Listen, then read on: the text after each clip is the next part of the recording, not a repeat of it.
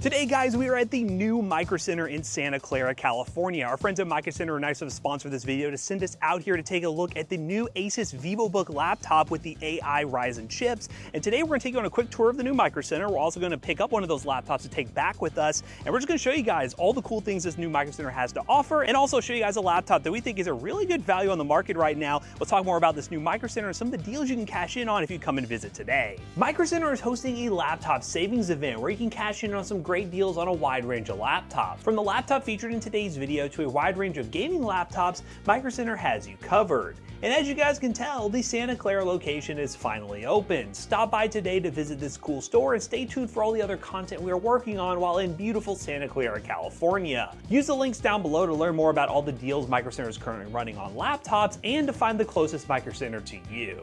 Now, how about we take a look inside this new store and take a look at the Asus Vivobook laptop. Okay guys, we're in this beautiful new Microcenter here in Santa Clara, and we're now in the section where we can take a look at some of the Asus Vivobooks. They have a bunch of different models here, but specifically we are here for this one that is just curiously waiting for us right here. Specifically, this is the Asus Vivobook 16 M1-1607 with the Ryzen AI 7 350, which is an 8-core 16-threaded processor. We have 16 gigs of DDR5 memory at 5600 megahertz, a 1TB Gen 4 SSD, and coming in at a price point of $799.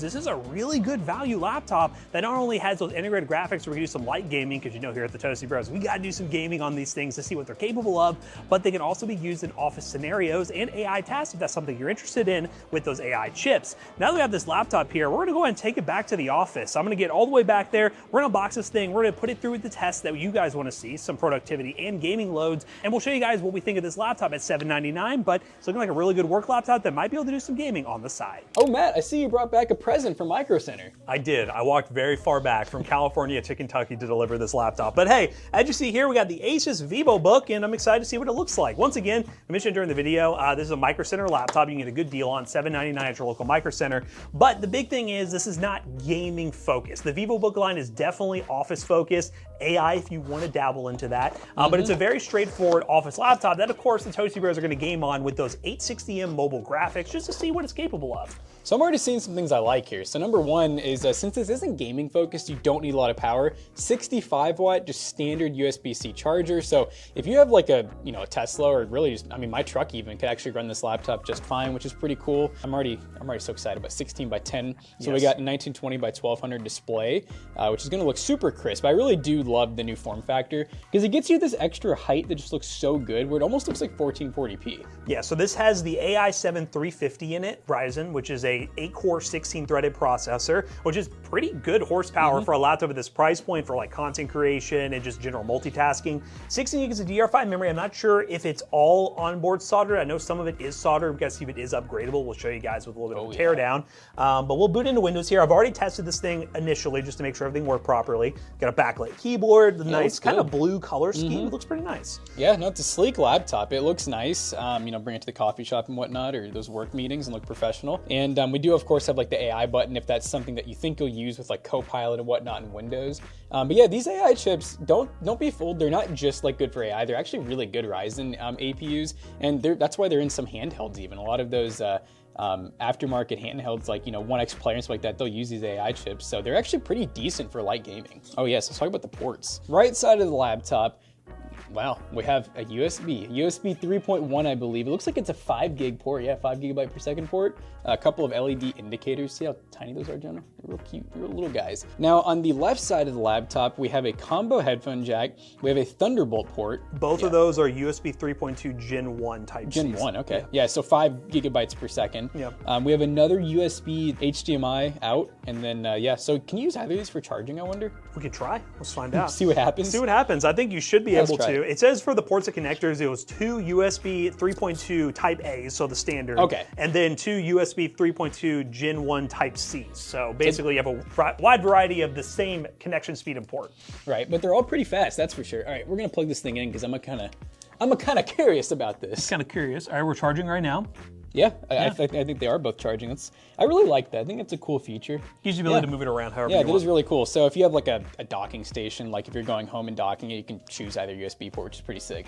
Man, this display looks really nice too. I wonder let's see what the brightness is looking like on here. A little dim. Nice brightness. Yeah. A little dim. We are in a studio environment, so we have like a bunch of saw boxes like pointed at it, but it looks pretty solid.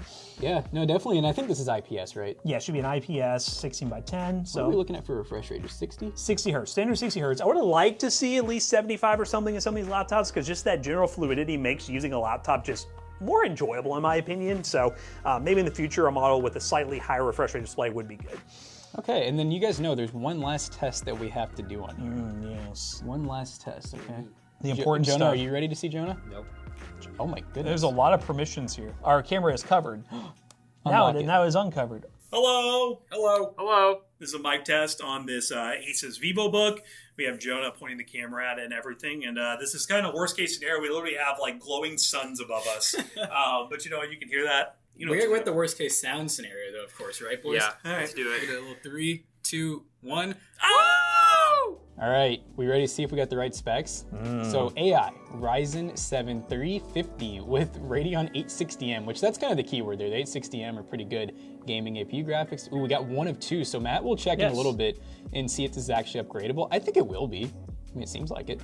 Let's see, we got a 1 terabyte Gen 4 MT. I think that might be Micron. Yep. That's my guess.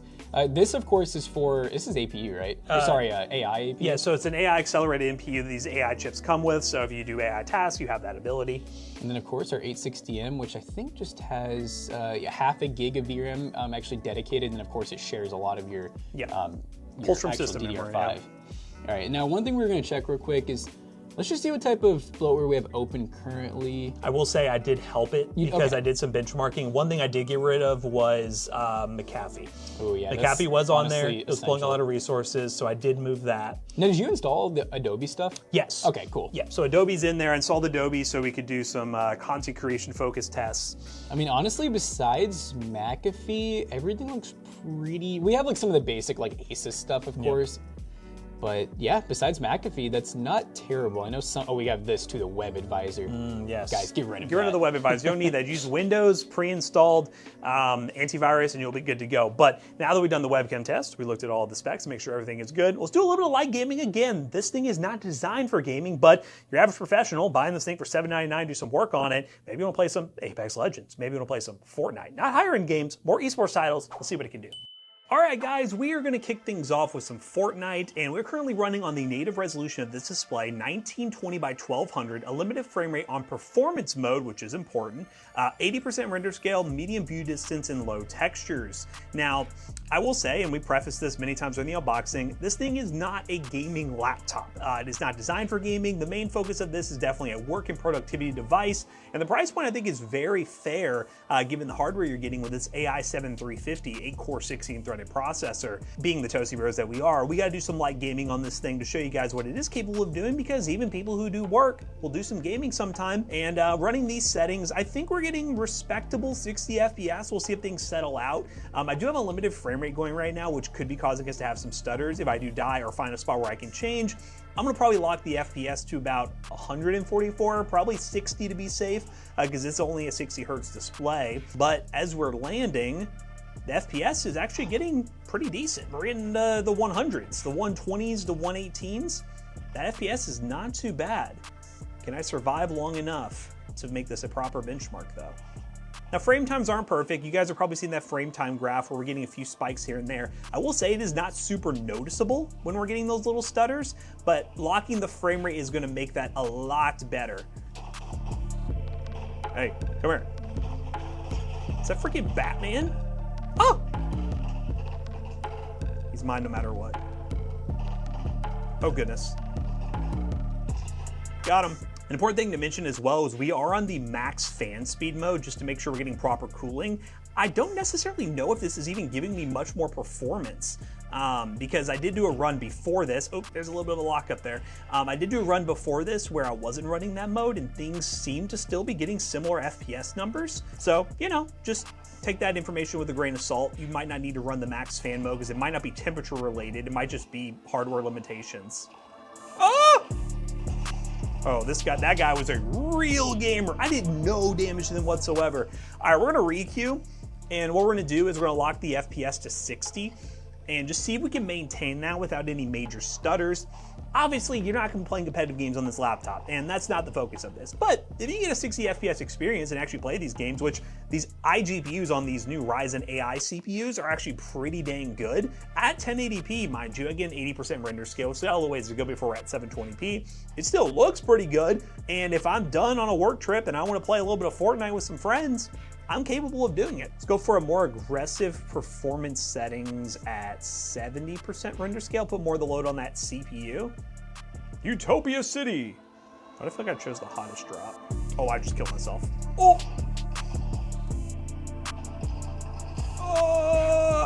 Hey, I got a kill. Let's go. I think this is technically playable as a side game. Would you buy this device for gaming primarily? No, but we're gonna still run some other games, and then we'll show you guys what Adobe Creative Cloud looks like on this thing, running a Premiere file, loading up one of our videos we've worked on so we can get an idea of what the performance looks like there. But looking pretty good so far for seeing how these iGPUs have come, getting pretty decent results on what is basically a work laptop. Let's move on to the next test. All right, guys, we are playing some Apex Legends on the Vivobook.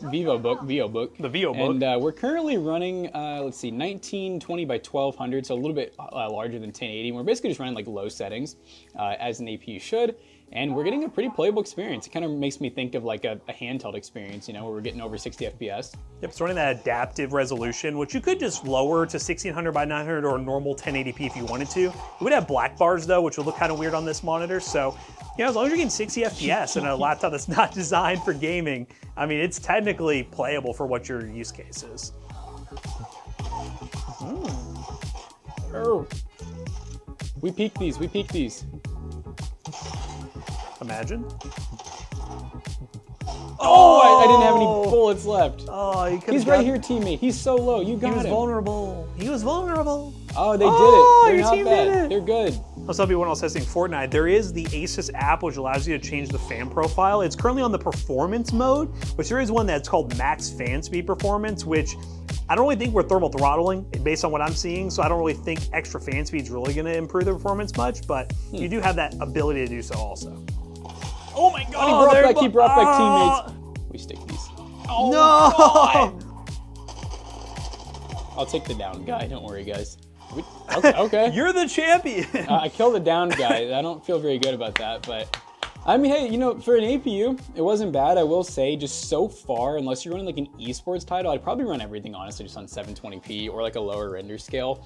Because I think at Apex, I think we could have had a constant 60 if we did. All right, guys, I'll show you guys some content creation where we load up Premiere Pro and show you guys loading a very demanding 4K video file and see how that works. Okay, guys, we want to show you guys some creative applications here. And what I always like to do whenever we test a laptop for creative work is I like to put it through torture tests. This right here is definitely a torture test. What I have right here is a Premiere file that's actually missing some files because it's not fully connected to both of our network drives that we use for editing. That's for another day. But what we're using right now is the video that we did of 8 gigabytes versus 16 gigabytes of VRAM. And this project, as you can see, has a lot of different benchmark clips. And we currently are loading it up to where we can actually play back the files, just see how everything looks. We are running at half resolution right now, but the playback is not bad. It's snappy enough. I will say this is probably worst case scenario for a laptop like this to be editing content on. Realistically, you're probably just gonna do some basic 4K footage from like your phone or something like that. I wouldn't make this your primary mobile workstation, but if you need to do an edit in a pinch, you do have access to Premiere, be able to play Premiere files, have a pretty good time doing that with those AI CPUs, a Core 16 thread. You can play back files and be pretty snappy with your video editing. Render time should be pretty solid as well, but this again is pretty worst case scenario, and scrubbing is not too bad. It's decent enough to where you could get some work done here. Let's go to the A roll here. Let's play some of our footage on the cameras we're using right now, which is the S5 Mark II. Starting to bash 8 gigs of VRAM, saying that it's just not enough for 2025 games. This is pretty smooth playback. Some B-roll here. Guys! Not bad. Hey, this is pretty solid. I could edit on this, especially a very basic level video. Would I edit this entire project on here? No. Even McAllister's computer, which is high-end desktop, was having some issues here, but for some light editing on the go, or maybe some event coverage footage, which is just a single time lapse, a few effects, some B-roll and stuff like that, this laptop can definitely handle it. So now that we've done our gaming test, we showed you guys a little bit of productivity in Premiere Pro, let's wrap this video up real quick and talk more about how you can pick this thing up from Microcenter. Okay, gamers, we've now gamed on this thing and showed you guys what it can do, but now we gotta do a little teardown and see how difficult it is to open it up. And we noticed a feature, by the way. she can go flat. Man, I love when a laptop just has some good old Phillips head screws. You don't got to worry about no anti-tamper stuff. The biggest thing is, it looks like, what are we gonna be using? You think a pH 0 or a 1 on that, John? Probably 1. We should use a 1. All right, we'll go 1. So run a pH 1 with our LTT screwdriver, but also to have something to wedge underneath the backplate so you can easily remove it, because sometimes they won't come off super easy. We'll see when that happens, but we'll go ahead and remove all of these screws and see how easy it is to take off. Of all the laptop backs to remove, not too bad. Not too bad, actually, yeah. And look, there was no hidden screws. This is cool. Wow. All right, let's look inside here and see what we're working with. So it looks like there's a lot of empty space here. I feel like they could have done something with this. This makes me think of like one of those like tablets that got stuck inside of a laptop. That's crazy that, I wonder if there's like a second, I don't think there is. I think this is the whole board. Yeah, so this is the whole board here. Here's your 1 terabyte Gen 4 SSD. Here's the battery. You can add another stick of RAM. Is one soldered? So one is soldered, so you have the default, which I like it that way. I prefer it to be one soldered versus all soldered, because obviously you can add more. So just add a DDR5 stick, some dual channel might help you out here. And this is Micron brand, so that we were right about that. But yeah, this is crazy. Like the future of laptops is like they used to be the PCB took up almost the whole thing, but now they have so much room for batteries. And they could even expand the battery even more. Like they have more room for it if they wanted to, but that's cool. Easy teardown, gives us a good look at what's inside and what you can upgrade and what you can't. Let's put it back together and wrap this video up real quick. So we just got done tearing down this laptop, got it all back together. It's a pretty cool laptop. It's cool that you not only can do a lot of like AI heavy tasks, but you can also do things like video editing, graphic design, and even some light gaming. Shout out again to Microcenter for sponsoring this video. Before we wrap this up, we have to mention once again, you can buy this from Microcenter, but we did run 2 other benchmarks so you guys can see specifically what this laptop is capable of in esports titles, that is. CS2 1080p low, we only average about 104 FPS with 1% low of 67. Once again, it can game, but on lighter settings. And because of that, we ran the Night Raid benchmark in 3D Mark, which is an iGPU test, and got a score of 18,074. So we can do light gaming on the side with some work, with good battery life and overall good portability. I think this Vivobook is a pretty good option, and you should definitely check the link in the description down below to check out your local Microcenter to see if this Vivobook is in stock, and go pick it up today. Let us know what you think of this laptop in the comments down below. But as always, we hope you guys enjoyed today's video. If you did, make sure you check out our other 2 YouTube channels and also our twitch.tv/ToastyBros. And don't forget to like, comment, and subscribe. We'll see you guys in the next one. Bye-bye. So if you guys didn't know, besides YouTube, we also have multiple YouTube channels. We have a live streaming channel, and on top of that, we even have Instagram, Facebook, X, and we even have Cameo. You can pay us money to say a message to you. We've been giving out some harsh motivation to all you people out there with some happy birthdays, and some of you be requesting some weird stuff on Cameo, by the way. You'll need to chill out with that. We're going to decline it, but you can request something today on Cameo using all the links down below. See you guys later. Goodbye.